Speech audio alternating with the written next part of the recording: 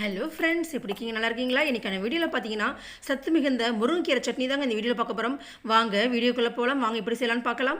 அதுக்கு நான் ஒரு மிக்ஸி ஜார் எடுத்துருக்கிறேன். அதில் ஒரு 8 பல் நம்ம தேங்காய் சேர்த்துக்கலாம். தேவையான அளவு சின்ன வெங்காயம் ஒரு 5 சின்ன வெங்காயம் சேர்த்துக்குங்க. ஒரு சின்ன புல்லு இஞ்சி, 3 பச்சை மிளகாய் சேர்த்துக்கிறேன். தேவையான அளவு முருங்கைக்கீரை, நான் ஒரு கட்டு முருங்கைக்கீரை சேர்த்துருக்கிறேன். ஒரு ஸ்பூன் உப்பு சேர்த்துக்குங்க. தேவையான அளவு தண்ணி ஊற்றி நல்லா கொரகொரப்பாக அரைச்சி எடுத்துக்கோங்க. இப்போ நம்ம அரைச்சிட்டு வந்துடலாம். பாருங்கள், இந்த பதத்தில் இருந்தால் போதும்.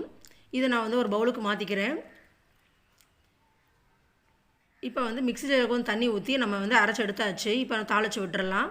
ஒரு எண்ணெய் சட்டி எடுத்துக்கலாம். அதில் சிறிதளவு எண்ணெய் சேர்த்துக்கிட்டு நம்ம கடுகு உளுத்தம் பருப்பை போட்டு தாளித்து விட்டுறலாம். இப்போ கடுகு உளுத்து தாளிச்சாச்சு. இப்போ நம்ம கருவேப்பிலை சேர்த்துக்கலாம். கருவேப்பிலை நல்லா பொரிஞ்சு வந்துருச்சு. அவ்வளோதான். இதை நம்ம சட்னியில் ஊற்றிடலாம்.